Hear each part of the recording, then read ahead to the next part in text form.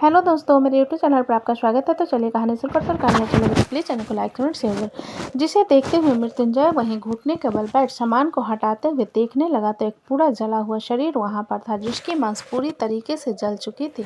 बस हड्डियां रह गई थी। मृत्युंजय के चेहरे पर कोई भाव नहीं थे। वो एक एक करके उन हड्डियों को उठाते हुए पकड़ने लगा, जिसे देख शोभित मृत्युंजय से बोला, भाई आप ये क्या कर रहे हो? जिसका मृत्युंजय ने नहीं कोई जवाब दिया। वो अपना जैकेट निकाल कर उसमें सारी हड्डियां को रख उसे बांध कर पकड़ लिया और सीधा डाइनिंग टेबल की तरफ चला आया। मृत्युंजय ने अपनी कुर्सी को छुआ जो जल चुकी थी और अपने बगल वाली कुर्सी की तरफ देखा जहां राजेंद्र जी बैठा करते थे। जब वो मुस्कुराते हुए बोले, जय, हम हमेशा तुम्हारे साथ हैं। जिसे सुन मृत्युंजय ने अपना हाथ उन्हें छूने के लिए आगे बढ़ाया तो गायब हो गए। जब निर्जला सीढ़ियों से नीचे आते हुए बोले, खबरदार, अगर महक को परेशान किया तो वो तुम्हारी पत्नी है।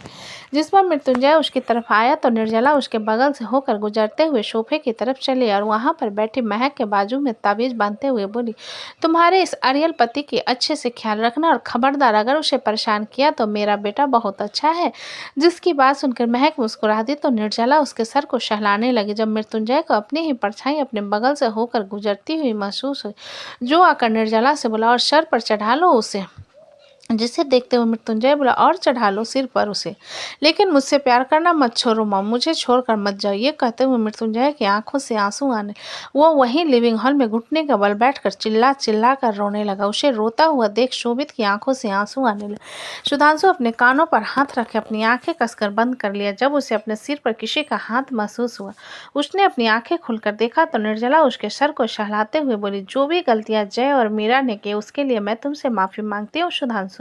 जिसे सुधांशु अपना सर नहीं में हिलाते बोले, नहीं, कुछ नहीं हुआ है, प्लीज ऐसा मत कहिए, वो रो रहे हैं, प्लीज वापस आ जाइए। ये कहते हुए सुधांशु की आंखों में आंसू आने लगे। जब वो राजेंद्र जी सुधांशु से बोले, अपनी दीदी और जीजू को कभी मत छोड़ना, हम जा रहे हैं। ये कहते हुए राजेंद्र जी और निर्जला की परछाई वहां से गायब हो गई। जिसे देखकर सुधांशु वहीं पर अपना चेहरा छुपाते हुए रो पड़ा। डेविड भी खड़ा हो रो रहा था। मृत्युंजय के रोने की आवाज सुनकर दीप की आंखें भी नम हो गई थी और चित्रांग शोभित से चिपक कर रो रहा था। जब वहां पर कशिश और अमृत भागे भागे अंदर आए, मृत्युंजय को इस तरह से रोता हुआ देख अमृत उसके पास आकर बोला, जय, मम्मी पापा कहाँ हैं? जिसका मृत्युंजय ने कोई जवाब नहीं दिया और उन अस्थियों को कसकर पकड़े रोने लगा तो अमृत उसके सामने बैठकर उसे कंधे से पकड़ते हुए बोला, कुछ पूछ रहा हूँ तुझसे। ये कहते हुए अमृत की नज़र उसके जैकेट पर गई और उसे पीछे खींचते हुए बोला, ये क्या पकड़ रखा है तूने और कुछ पूछ रहा हूँ उसका जवाब दे। उसके ऐसा करने पर जैकेट की गठरी छूट गई और उसमें रखी अस्थियां नीचे गिर गई। उसी से देख अमृत और कशिश दोनों की आंखें बड़ी हो गई। मृत्युंजय उन अस्थियों को देखते हुए जल्दी से उन्हें समेटने लगा तो अमृत बिना किसी भाव के बोला, ये नहीं है ना, ये मॉम डैड नहीं है ना जय, मैं कुछ पूछ रहा हूँ तुमसे, ये मॉम डैड नहीं है ना। मृत्युंजय अमृत के पास उन आंसुओं को साफ करते हुए फिर से गठरी बांध कर बोला, मर गए वो लोग, चले गए हमें छोड़कर। मृत्युंजय की कही बात को सुन अमृत गुस्से से उसका कॉलर को पकड़ते हुए बोला, तू झूठ बोल रहा है ना, वो लोग नहीं मरे हैं ना, वो लोग जिंदा है ना, मॉम जिंदा है ना। मृत्युंजय अमृत की तरफ बिना किसी भाव के देखते हुए बोला, मर गए। जिसे सुनकर अमृत उसे धक्के से छोड़ शोभित की तरफ देखते हुए बोले, ये झूठ बोल रहा है ना, ये फिर से मुझे परेशान करने के लिए झूठ बोल रहा है ना। अमृत की बात पर शोभित उसके पास अपना सर नहीं में हिलाकर बोले, बड़े पापा और बड़ी माँ सच में नहीं है भाई, वो चले गए, प्लीज खुद को संभालो, वो मर चुके हैं। जिस पर अमृत बिना उनसे कुछ बोले खड़ा हुआ और सीधा विला से बाहर की तरफ चला गया। उसके दिमाग में क्या चल रहा था कि बस उसे ही पता था। शोभित अमृत को इस तरीके से जाता हुआ देखकर थोड़ा सा घबरा गया और सुधांशु की तरफ देखते हुए बोला, सुधांशु, तुम भाई को संभालो, मैं अमृत भाई के पास जा रहा हूँ। इतना कहकर शोभित अमृत के पीछे चला गया। जिन्हें जाता हुआ देखने के बाद मृत्युंजय उठकर खड़ा हो गया, लेकिन उसके पैर उसका साथ नहीं दे रहे थे। जिस पर चित्रांग और सुधांशु आगे बढ़कर मृत्युंजय को सहारा देते हुए पकड़ कर उठा लिए। कशिश मृत्युंजय के पास आकर बोला, हॉस्पिटल चलते हैं। जिस बात का मृत्युंजय ने कोई जवाब नहीं दिया। बाहर शोभित जा रहे अमृत के कंधे पर हाथ रखते हुए बोला, भाई। जिसके हाथ को झटकते हुए अमृत गुस्से से बोला, जाओ साथ दो उस मृत्युंजय सारंग का। जिसे शोभित अमृत के हाथ को पकड़ते हुए, भाई प्लीज, मुझे पता है कि आप बड़ी मॉम से बहुत प्यार करते थे, लेकिन इस तरीके से ब्रो पर इल्जाम लगाना भी सही नहीं है। जिस पर अमृत शोभित को घूरते हुए गुस्से से बोला, सब उसकी मेहरबानी है, आज तक जो कुछ भी हुआ सब मृत्युंजय की मेहरबानी है। सुधांशु अमृत की बात को सुन पा रहा था और वो मृत्युंजय की तरफ देखने लगा, जो बिना किसी भाव को चुपचाप खड़ा हुआ। जब अमृत की नज़र मृत्युंजय पर गई, वो उसके सामने आते हुए गुस्से से बोला, मृत्युंजय प्लीज़ मुझ पर मेहरबानी करो, मैं और ये सब बर्दाश्त नहीं कर सकता। मृत्युंजय अमृत की बात सुनकर बोला, मैंने कुछ नहीं किया है अमृत, मुझे नहीं पता ये सब किसने किया है। जिसे सुन अमृत व्यंग भरी मुस्कान के साथ बोला, तुम्हें कब क्या पता होता है, तुम्हें कभी कुछ नहीं पता होता है, तुम्हें तो बस पता चलता है ना जब सब कुछ हाथ से छूट जाता है। सुधांशु अमृत की बात सुनकर बोला, इस तरीके से किसी पर इल्जाम लगाना अच्छी बात नहीं है। जिसकी बात सुनकर अमृत गुस्से से बोला, सुधांशु ये मेरे और मेरी फैमिली के बीच की बात है, तुम मुझसे इसमें मत बोलो। तुम अपने जीजू के मैटर में कितना इन्वॉल्व होते हो आई डोंट केयर, लेकिन मेरे और इसके बीच में तुम इंटरफियर नहीं कर सकते। दीप अमृत की बात सुनकर बोला, जो लोग किसी चीज़ को खुद एडमिट नहीं कर पाते वो दूसरे पर इल्ज़ाम लगाते हैं। अमृत दीप की बात सुनकर बोला, ओह रियली, मैं इल्ज़ाम लगा रहा हूँ तो तुम्हें लगता है ये जो कुछ भी हुआ है ये हादसा था, लेकिन नहीं, ये एक साजिश थी इस मृत्युंजय के कारण। शोभित अमृत की बात सुनकर इस बार थोड़े गुस्से से बोला, बस कीजिए भाई, इस तरह से अगर हम भाई भाई झगड़ा करेंगे तो बाकी लोगों को कौन संभालेगा। शोभित की बात सुनकर अमृत उसकी तरफ देखते हुए बोला, मुझे नहीं रहना यहाँ, मैं चला जाऊँगा यहाँ से अपनी बीवी और बच्चे को लेकर। जब तक मैं उसके साथ रहूँगा ना या मेरे साथ रहेगा, मैं कभी खुश नहीं रह पाऊँगा। मृत्युंजय अमृत की बात पर बोला, तुम्हें घर छोड़ने की ज़रूरत नहीं है, तुम यहाँ सबके साथ रहो, मैं चला जाऊँगा। शोभित उन दोनों की बात सुनकर भावुक होते हुए बोला, आप दोनों क्यों झगड़ रहे हो, हम सभी एक दूसरे की ढाल है और आप लोग खुद दूर होना चाहते हो, ऐसा मत करो। मृत्युंजय शोभित की बात सुन उसे चुप करवाते हुए बोले, चुप रहो, अमृत सही कह रहा है, सब मेरे कारण हो रहा है।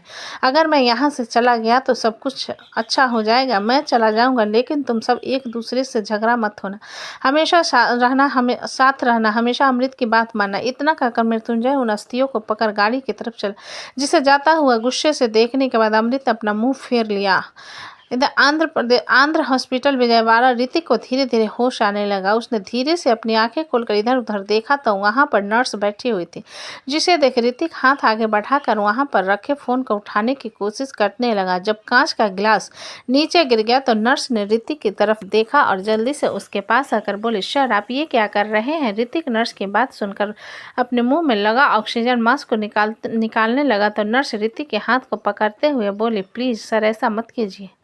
जब वहां पर अकरम अंदर आ गया और ऋतिक को देखकर बोला, मुश्किल से तो जिंदा हो, ऊपर जाने का इरादा है क्या। जिस पर ऋतिक गुस्से से अकरम को देखने लगा तो वहां पर लगी मशीन आवाज करने लगी, जिसे देख अकरम मुस्कुराते हुए नर्स से बोला, सेक्सी अच्छे से चेकअप करना इसका, वरना मर जाएगा यह। अकरम के बाद नर्स ने गुस्से से उसकी तरफ देखा और ऋतिक को चेक करते हुए अकरम से बोले, आप प्लीज यहाँ से जा सकते हैं, तमीज से बोल, चला जाऊंगा। अकरम ने नर्स की बात सुनकर, जिस पर नर्स अपने गुस्से को कंट्रोल करते हुए, सर पेशेंट की हालत खराब हो रही है, प्लीज़ आप यहाँ से जाने का कष्ट करेंगे।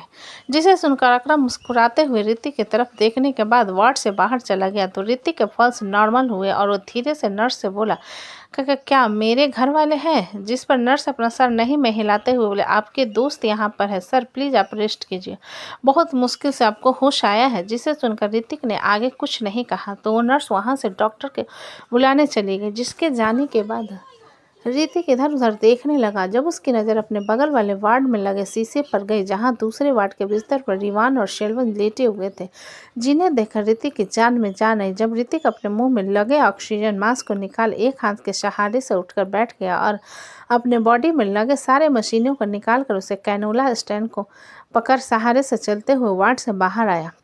अकरम जो बाहर बैठा गेम खेल रहा था, ऋतिक को देखकर एकदम से उठकर खड़ा होते हुए, बिस्तर गर्म लग रहा है क्या। जिस पर ऋतिक उसे इग्नोर कर जाने लगा तो अकरम उसके हाथ को पकड़कर उसे संभालते हुए बोला, अरे मरने की हालत में हो फिर भी एटीट्यूड दिखा रहे हो। ऋतिक अकरम की बात सुनकर गुस्से से बोला, मेरे लोग कहाँ हैं। जिसे सुन अकरम कुछ पल सोच कर बोला, तुम्हारे लोग तो परलोक सिधार गए। अरे सॉरी, मेरा मतलब वो लोग चले गए। अकरम की बात पर ऋतिक थोड़ा परेशान होकर बोला, क्या वो लोग परेशान थे। जिसके जवाब में अकरम अपना सर हिला दिया तो ऋतिक शेलवन के वार्ड में जाते हुए उससे बोला, मेरे लिए फ़्लाइट की टिकट बुक करो मुंबई के लिए, और यहाँ पर मेरे लोगों के साथ रहना है। ये सुनकर अकरम अपना सर नहीं हिलाते हुए, मैं नहीं करूँगा, मुझे ये मुँह मांगी कीमत दी गई है तुम्हारी देखभाल करने के लिए, और मैंने अगर तुम्हें जाने दिया तो मुझे पैसे नहीं मिलेंगे। अकरम की बात पर ऋतिक ने गुस्से से उसकी तरफ देखा तो अपना हाथ आगे बढ़ाते हुए बोला, फ़ोन दो। जिस पर अकरम ने उसे अपना फ़ोन दे दिया तो ऋतिक वहीं बेंच पर बैठ गया और सीधा प्रकृति को कॉल लगा दिया। जब वहां पर नर्स और डॉक्टर आ गए, नर्स ऋतिक को बाहर देख अकरम से बोली, आप इन्हें वार्ड में रहने के लिए नहीं कह सकते थे? अकरम नर्स की बात सुनकर बोला, अच्छा, रिश्ते में मेरी बीवी लगती है ये जो मेरी बात मान जाएगा, खुद तो यहाँ से चली गई थी। ऋतिक उन दोनों की बहस को इग्नोर करते हुए कॉल कनेक्ट होने का वेट करने लगा। जब दूसरी तरफ से कॉल कनेक्ट हुआ और प्रकृति की आवाज़ आई, हेलो, जिसे सुनकर ऋतिक जल्दी से बोला, हेलो प्रकृति, मैं। जिसे सुन प्रकृति रोते हुए बोली, तुम कहाँ हो? जिसके रोने की आवाज़ सुन ऋतिक परेशान होते हुए बोला, क्या हुआ, तुम रो क्यों रही हो? जिस पर प्रकृति रोते हुए बोली, यहाँ पर कुछ भी सही नहीं है। ऋतिक, सारंग विला में बम ब्लास्ट हुआ है, फार्म हाउस में बम ब्लास्ट हुआ है, कुछ भी सही नहीं है, प्लीज़ जल्दी आ जाओ। प्रकृति की बात सुनकर ऋतिक के कान शून्य पड़ गए। जब दूसरी तरफ से प्रकृति फिर से बोली, मृत्युंजय भाई के मम्मी पापा अब नहीं रहे। जिससे सुन ऋतिक प्रकृति को शांत कराते हुए, मैं आ रहा हूँ, तुम और बाकी सब लोग तो ठीक है ना? जिसके जवाब में प्रकृति अपना सर हिलाते हुए बोली, मैं बिल्कुल ठीक हूँ और हमारे तीनों बच्चों भी ठीक है। अच्छा अच्छा, मैं आ रहा हूँ। इतना कहकर ऋतिक ने कॉल कट कर। जब उसे एहसास हुआ कि प्रकृति ने क्या कहा, जिसे याद कर ऋतिक खुद से बोला, तीनों बच्चे। इतना कहते हुए ऋतिक ने अकरम की तरफ देखा जो अभी भी उस नर्स से तू मैं कर रहा। जिस पर ऋतिक खड़ा हो उस नर्स से बोला, नर्स, मुझे अभी के अभी मुंबई निकलना है, इसलिए मेरा डिस्चार्ज पेपर रेडी करो। फिर अकरम की तरफ देखते हुए बोला, मेरे लिए कपड़े लेकर आओ। नर्स ऋतिक की बात सुनकर बोली, सर, आपको 1 हफ्ते के बेड रेस्ट की ज़रूरत है। अगर आप इसी तरह से इधर उधर करते रहे तो आपके जख्म नहीं भरेंगे। ऋतिक नर्स की बात सुन कैनुला हाथ से निकालते हुए बोला, नर्स, इस रेस्ट से ज़्यादा ज़रूरी है मेरा फैमिली। मेरा रिसर्च पेपर रेडी कीजिए। इतना कहकर ऋतिक अपने मुट्ठी मजबूती से बंद कर शेलवन के वार्ड के अंदर चला। जिसे जाता हुआ देख अकरम खुद से बोला, शाला बड़ा जेम्स बॉन्ड है। जब नर्स अकरम को घूरते हुए, चलिए फॉर्मेलिटी पूरी कीजिए। इतना कहकर नर्स उसे घूरते हुए रिसेप्शन की तरफ चली गई। जिसे जाता हुआ देखकर अकरम मुंह बनाकर बोला, बड़ा एटीट्यूड झाड़ रही है। मृत्युंजय की गाड़ी आकर सिटी हॉस्पिटल के एंट्रेंस पर रुकी। वो गाड़ी से बाहर निकला और सीधा अंदर की तरफ चला। उसके पीछे अमृत, शोभित, सुधांशु, कशिश, चित्रांग और दीप भी चले आए। मृत्युंजय जब वार्ड की तरफ आया तो पाया सभी चुपचाप बैठे हुए थे। जब एकांश की नज़र मृत्युंजय पर गई, वो जोर से चिल्लाया, डैडा। एकांश की आवाज़ सुन मृत्युंजय ने उसकी तरफ देखा और उसके पास आकर उसे अपने गोद में उठा लिया। मृत्युंजय के गोद में जाते ही एकांश ने उसके गले में अपनी दोनों बाहें लपेट ली और रोने लगा। जिसे सुन मृत्युंजय उसके पेट को थपथपाते हुए वहाँ खड़े सब लोगों की तरफ देखते हुए बोला, अब सब ठीक है, आप लोग परेशान मत हो। जिस पर मीरा मृत्युंजय के सामने आते हुए बोली, मॉम और डैड कहाँ हैं? जिसके जवाब में मृत्युंजय उसे देखते हुए बोला, मर गए। उसके कहीं बात को सुन वहां पर बैठे सभी लोग हैरान रहे। महक मृत्युंजय की तरफ देखने लगी जिसके चेहरे पर कोई भाव नहीं था, और मृत्युंजय की बात सुनकर मीरा नम आंखों से उसे देखते हुए बोली, ये सब किसने किया? मुझे नहीं पता, मृत्युंजय ने जवाब दिया। जिसे सुनकर मीरा गुस्से से चिल्लाते हुए बोली, आपको नहीं पता का कहने का मतलब क्या है? आपको सब कुछ पता होता है ना, तो ये क्यों नहीं पता? कशिश पीछे से आकर मीरा को अपनी तरफ खींचते हुए बोला, मीरा चुप रहो। मृत्युंजय खुद भी परेशान है। कशिश की बात सुन मीरा उसके सीने से लगाकर फूट कर रोने लगी और महक आंखों में महक आंसू लिए मृत्युंजय के पास आकर बोली, आप ठीक तो हो ना? ऐसे रोना बंद करो। एकांश उन लोगों को रोता हुआ देखकर चुप हो गया। सब उसके दिमाग के ऊपर से जा रहा था। जब उसकी नज़र अव्यक्त पर गई जो रो रहा था, जिसे देखते हुए एकांश मृत्युंजय के चेहरे को पकड़ कर बोला, डैड व्हाई इज भैया क्राइंग? मृत्युंजय एकांश की बात पर उसके सर को अपने कंधे पर रखते हुए, तुम आंखें बंद कर लो, किसी की बात मत सुनो। रचना मृत्युंजय को देखते हुए उसके पास आकर बोली, जय। मृत्युंजय रचना की आवाज़ सुनकर उसके हाथ को पकड़ अपने होठों से लगाते हुए बोला, चाची प्लीज, शोभित और विप्लो को कभी मत छोड़ना। ये एहसास सबसे घटिया है। रचना मृत्युंजय की बात पर हाथ पीछे ले उसे कसकर गले लगाते हुए, मैं किसी को नहीं छोड़ूंगी, कभी नहीं छोड़ूंगी, लेकिन जिन लोगों ने ये किया है उन्हें इससे भी बदतर मौत मिलनी चाहिए। रचना की बात सुन अमृत उसकी तरफ देखते हुए बोला, इस इस खून खराबे के चक्कर में आज मॉम और डैड मर गए। आप लोगों को शांति नहीं मिल रही, जो इसे और बढ़ावा दिया जा रहा है। जब विप्लव वहां पर भागा भागा आया और तो विकल्प और वर्षा के साथ नीचे था, उसने अमृत की बात सुनी थी। जिसे सुनो अमृत से बोला, आप ये क्या बात कर रहे हो ब्रो? जिन लोगों ने हम लोगों के साथ ये सब किया, क्या हम उन्हें यूं ही छोड़ देंगे? विप्लव की बात से अमृत उसे देखते हुए, क्या कर लोगे तुम? हम उन्हें ढूंढ लेंगे और सारा किस्सा ही खत्म कर देंगे, विप्लव ने सीधा सा जवाब दिया। जिसे सुनकर अमृत अपने दांत पीसते हुए बोला, और कल वो लोग कोई और लेकर आएंगे, फिर कोई और आएगा, फिर कोई और आएगा, और इसी तरह तुम तो समाप्त हो जाओगे, लेकिन तुम्हारे दुश्मन खत्म नहीं होंगे। इसलिए बेहतर यही है कि सब यहीं खत्म करो, और जो इसका जड़ है उसे भी। ये कहते हुए अमृत ने घूरकर मृत्युंजय की तरफ देखा, जो कि चुपचाप खड़ा हुआ था। महक अमृत की नज़र को मृत्युंजय पर देखकर बोली, अमृत भैया, आप इन्हें ऐसे क्यों देख रहे हो? महक के सवाल पर अमृत उसे मृत्युंजय की तरफ इशारा करते हुए बोला, क्योंकि ये जो कुछ भी हो रहा है ना, सब इसके कारण हो रहा है। सच कहा किसी ने, माँ बाप के किए कि फल बच्चों को भुगतते हैं, और बच्चे को करते हैं उसका फल माँ बाप को मिलता है। रचना अमृत की बात सुनकर बोली, तुम बहुत बड़ी बात कर रहे हो अमृत, जरा सोच समझ कर बात करो। घर को साथ रखने के लिए और कंपनी को बढ़ाने के लिए जय ने क्या कुछ नहीं किया। हम अब अमृत रचना की बात सुनकर व्यंग भरी मुस्कान के साथ बोला, और क्या किया है सिवाय पैसे कमाने और दुश्मन बढ़ाने के अलावा?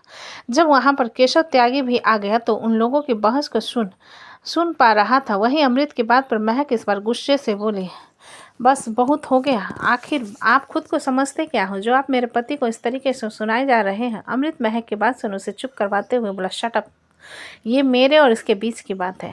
यही कहते हुए अमृत ने मृत्युंजय की तरफ इशारा कर दिया। एकांश बड़ी बुरी तरीके से अमृत को घूरे, और मृत्युंजय अमृत की बात सुन गुस्से से बोला, अमृत तमीज से बात करो। अमृत मृत्युंजय की बात सुनकर बोला, अब थक गया हूँ मैं, मुझे और बहस नहीं करनी, हम दोनों एक छत के नीचे नहीं रह सकते।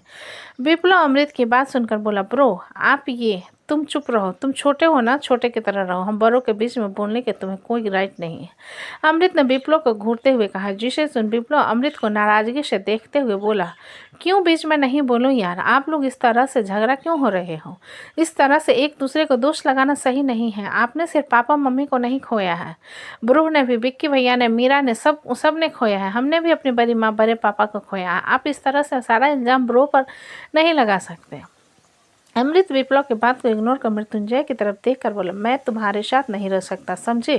मृत्युंजय शारंग। विप्लव अमृत की बात सुनकर बोला, मैं अभी वैशाली को बताऊंगा, सब कुछ बताऊंगा, जो कुछ भी आपने ब्रो से कहा सब कुछ बताऊंगा। वैशाली के जिक्र पर मृत्युंजय इधर उधर देखते हुए महक से बोला, वैशाली कहाँ है, वो ठीक है ना? तो दोस्तों, कहानी कैसी लगी मुझे कमेंट में लिखें। अच्छी लगी हो तो प्लीज़ चैनल को लाइक करें, सब्सक्राइब करें और ज़्यादा से ज़्यादा शेयर करें। कहानी को पूरा सुनने के लिए धन्यवाद।